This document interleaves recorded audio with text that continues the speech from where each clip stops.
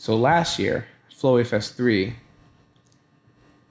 I was going through a transition period with my music personally and wanting to thrive to do something more. So it wasn't about just making the music anymore for me. I wanted to tap into a whole new level of performance. I remember you always talking about too how much you wanted to make it a live band element, and you had 2 on-stage musicians for Flo.Wav Fest 2, and I remember even that was incredible. And that was like the first step, towards that. And you talked about having a full band, and it was like, how do we go about bringing all these songs to life? Yeah, because at that point, when you're taking it in that direction, there's so many pieces that you have to put together for that type of puzzle. Like, you got to find the right crew of people that you want on board for this experience. And for us, when I started preparing the set, like I usually, for every show that we do, whether it be Flo.Wav Fest or any other type of concert, every show I sit down and I draw out the set. And I like to make it mean something. I like to do something creatively with the order of the songs that I pick to tell a certain story every time that I go on the stage. And it's a different story every time. So with Flo.Wav Fest 3, with the music that we were bringing this time around, because we had 2 albums under our belt by that point. We had Rum Punch, which was my first album that we had done around the time of Flo.Wav Fest 1. And then Thrill, which wasn't released at the time of Flo.Wav Fest 2, but it was already pretty much worked on, and we were able to perform all the records, or most of the records from the album. And then it was released, and then we did Flo.Wav Fest 3. But the way we were going to go into Flo.Wav Fest 3 was something completely different and organic, because we were trying to pretty much recreate this album that we had already shown people at Flo.Wav Fest 2.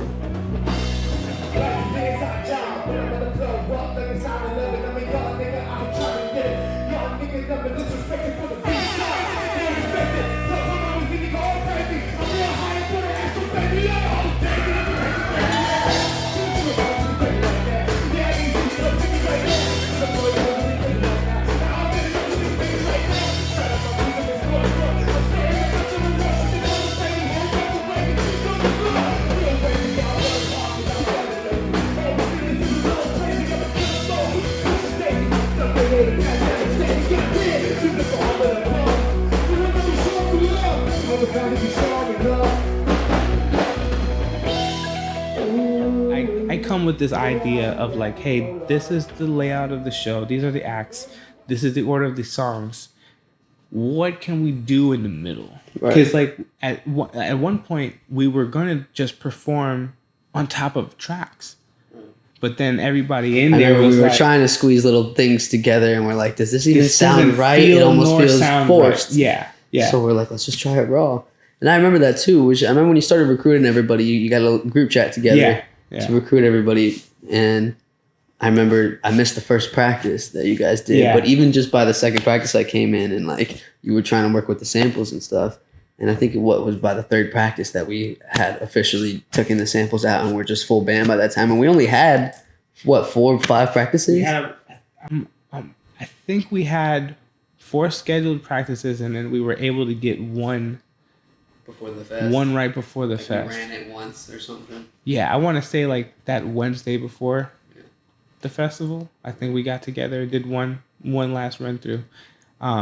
Like you said, we only had 4 or 5 practices total, and a lot of that practice 1 was us going through it with tracks and everybody in agreement that it felt weird. Right. It doesn't feel organic. It doesn't feel right. And then Nick Burke, the legend. The legend. The bass legend. He played bass for us, and he was just like... He does it all, too. What a guy. He goes, yo, Prime, what if we just X the tracks? Second practice. Just exit, bro. Let's just all, like, we're all good, right? Yes. Yeah. We're all good. We all know what we're doing. She knows best.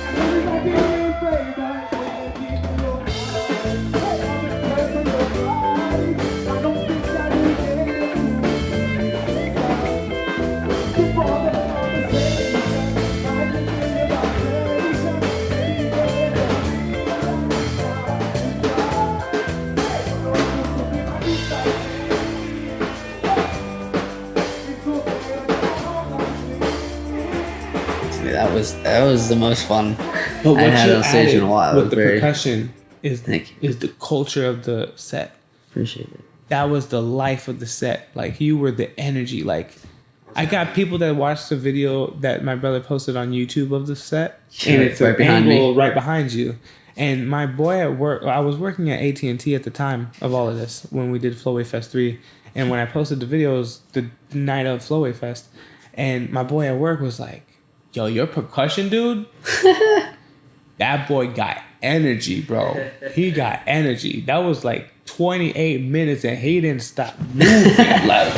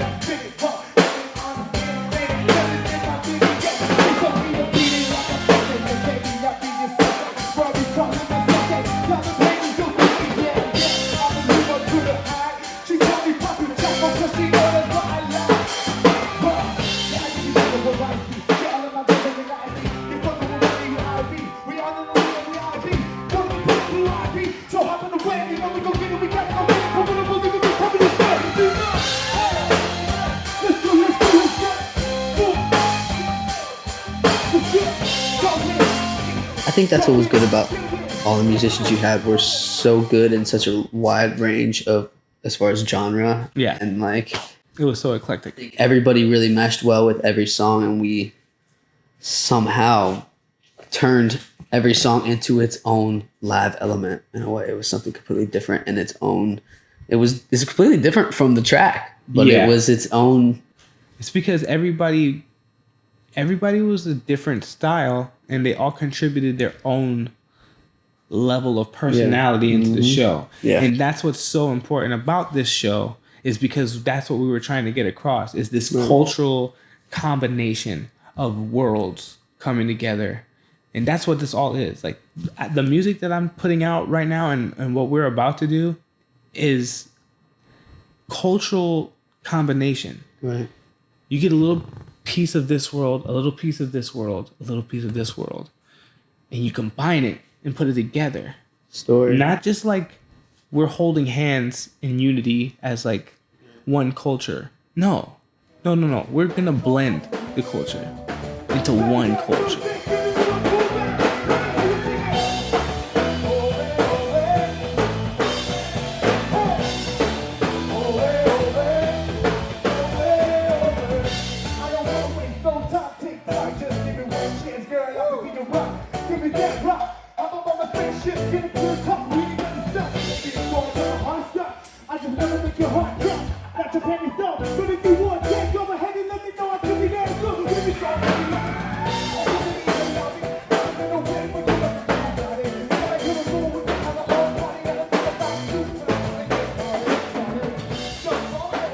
I tell you, this set felt like church. Right, it really did. It felt like good. We were at church that That's night. why I had so much fun. I just felt the energy. I felt God alive, on stage. Like, I felt God on stage. And I say that as like a God-fearing man.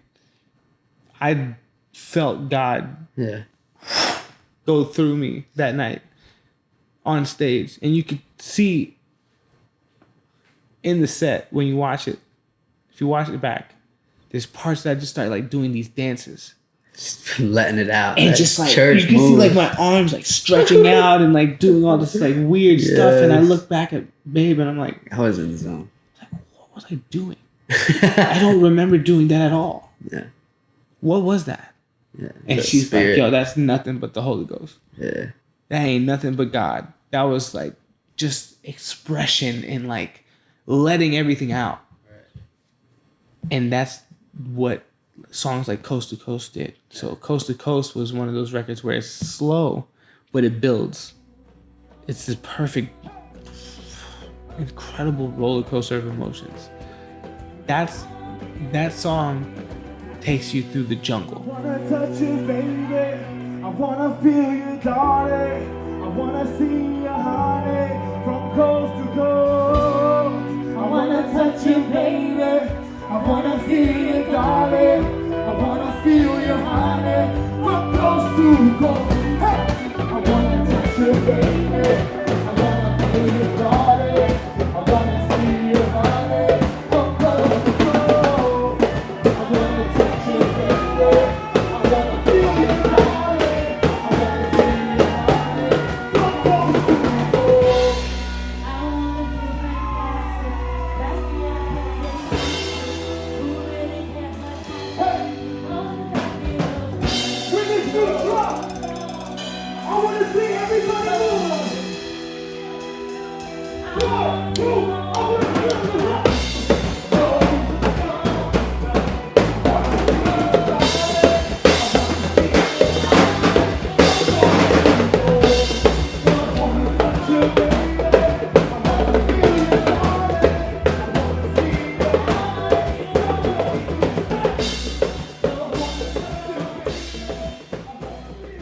When I was making Thrill, the record, it's a lot of samples. It's beats. It's trap. It's hip hop.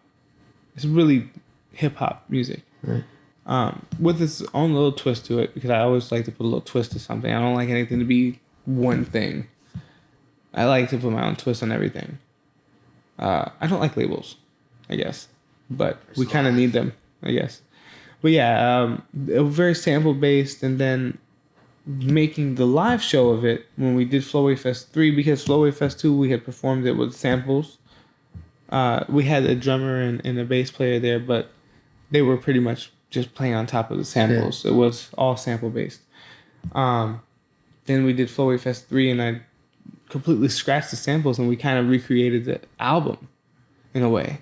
And I was able to do more creatively with that. I got to do certain things to certain records on Thrill that weren't there, and I didn't have access to make that happen when I was making Thrill. Again, I just didn't have the resources at the time. Making the live show of it opened my eyes to what we could creatively do musically on our own. So let me ask you, yeah. Did you, when you were writing Thrill and recording Thrill, did you write any of those songs with the live aspect of it in mind? Or was that not even a thought when you first wrote them? So you basically had to take songs that were just something you wrote in the studio and then bring them to life from there? Or did you kind of envision some kind of live aspect while you were recording the songs for Thrill? Every time we go through a record, I feel like there's a moment where you do think about the live version of the record, or like where you want to go with that, what you can do with it differently when you're performing it live. I think those ideas always come up in the process, but I feel like with every song it's kind of different. Like for instance, with Pretty Girl, the Pretty Girl that I heard when I made that record is the version you heard at Flo.Wav Fest 3. Right. But I didn't have the resources to make it sound like that yet.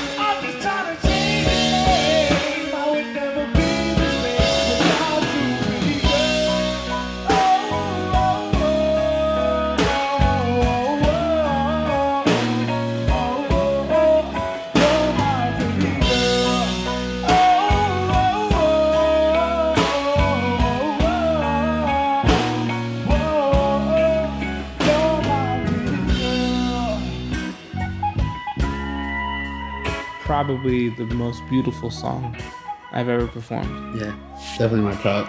It's my favorite favorites. arrangement that we made for the set. That's why we added the 2 solos in there. Have Andre play the keys in the beginning and just take us to church with this organ sound that's just like 2 rippers in one song.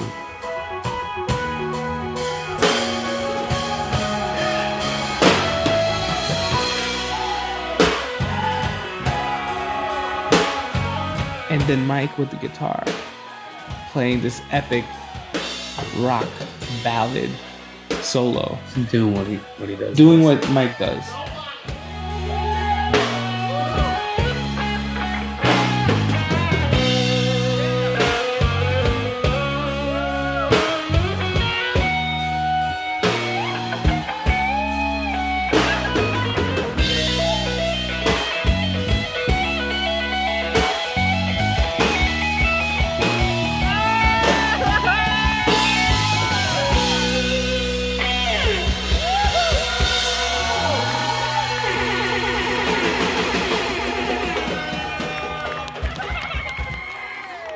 But, you know, can't forget Papi Chapo and that finale with this epic introduction to that record with the And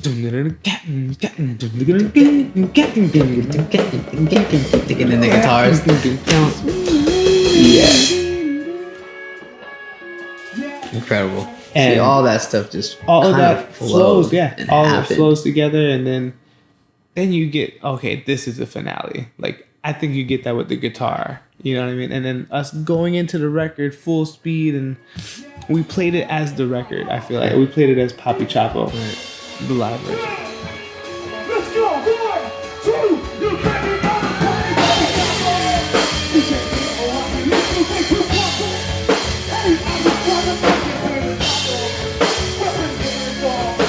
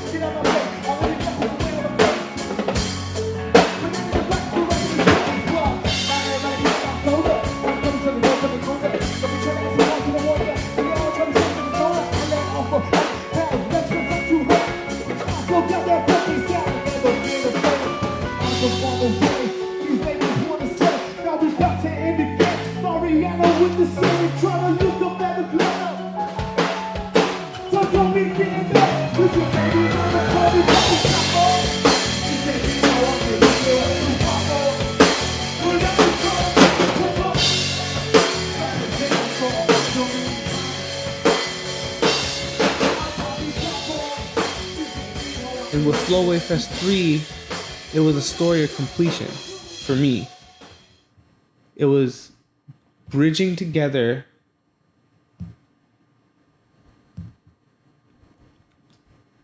two different time periods in my career so far. Because I had your 2 different records. Yeah, it was bringing life to my catalog of music. Right. And we were just kind of giving you, honestly, in Flo.Wav Fest 3, we're really just giving you the first glimpse. Because there's a lot of other music. There's a lot of other music that we haven't incorporated into a live show yet. You know what I mean? This new music is coming from a completely different perspective and a completely different human than what you were listening to before. And that comes with the production of the music as well, because we're creatively doing this on our own. And now I get to invoke my culture as a Dominican man and the influences that I have musically, because I listen to a lot of music in my life. Like with my music, I wanted to tell a story about of my culture, of my background as who I am as a human being, because I feel like my parents have a story. Right. My grandparents had a story. And I have a story now that I want to tell. And I'm a Dominican man in America living a different type of lifestyle than what they did. Right. So, because they started in Dominican Republic, Right. and then moved here. That's a different perspective. Now they got two worlds. I've gotten to visit there, and I understand the differences, the cultural differences, and I get it now as an adult. But I didn't live the experience of being born one place, and having to completely switch your life to live in another place later on down the line in your life, and then having to adjust your life completely, 180. Those are all different perspectives that I wanted to kind of tap into. And I am a very proud person of like where I come from and my roots and where my family comes from, and being Latino and being able to be in public and speaking in Spanish, Right. not being afraid of this other person being offended because they can't understand what I'm saying. We back our heritage. We're proud of it. It's like That's who I am. So if Which I you can't should be be. who I am, then what am I supposed to be? Somebody else? Right. Yeah, you know what I mean. That's how we are. That's just how we are, and I'm really proud of it, and I'm glad that now I have full creative control of the music and the shows and everything to bring that culture into it. And that's the first taste that we gave of that with Flo.Wav Fest 3 was that set, bringing in that culture and that life to the music and creating a whole nother atmosphere for it that wasn't on the record. And now we get to do this with songs that have been created by Root from us and give you that live experience. Yeah. Because now we know all the pieces. We know what we can add, what we can't, what we can play on samples, what we can't play on. It's like, it's a whole nother world and a whole nother creative ball field now. There's so many more tools to play with. And you give me too many tools. And, you know what I mean? It just gets too much. But it's the bigger picture. Like my live shows, they're going to go from doing this, which is an implication of something. We covered something almost. It's almost like I covered my own album. Right. In a whole different way. We just remixed it all. Right. And then now, this is the original. But this is the original live with all the live sounds to it. And it brings the show into a whole nother world.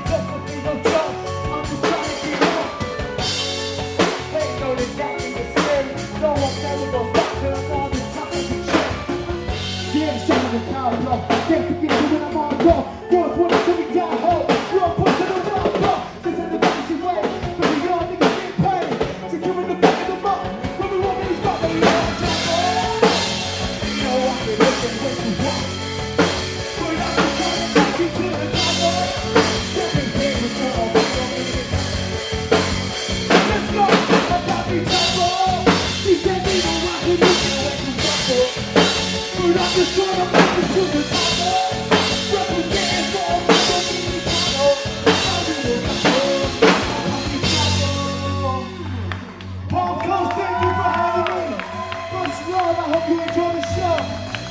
Flo.Wav and Blue.